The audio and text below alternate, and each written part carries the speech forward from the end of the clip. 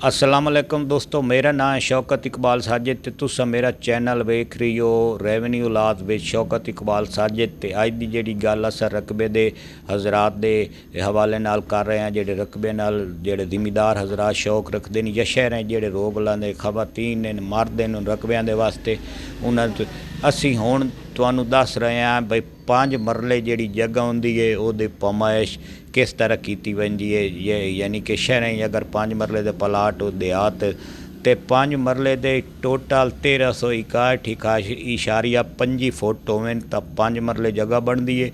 इन तुसां अगर 1361.25 मरले की पमाइश करनी है तो 16.50 ज़रब 16.50 ज़रब उस 5 मरले नूं अगर 16.50 16.50 ज़रब दे के बराबर कढ़ के उन्होंने मुड़ 5 नाल तुसा ज़रब देसो तो तुहाडे बन जासे 1361.25 यानी कि तुहाडे 5 मरले जगह हो गई। अगर वीडियो अच्छी लगे पमाइश की कोई समझ आवे मेरे चैनल सबसक्राइब करो, दोस्तों शेयर करो, कमेंट्स भी करो।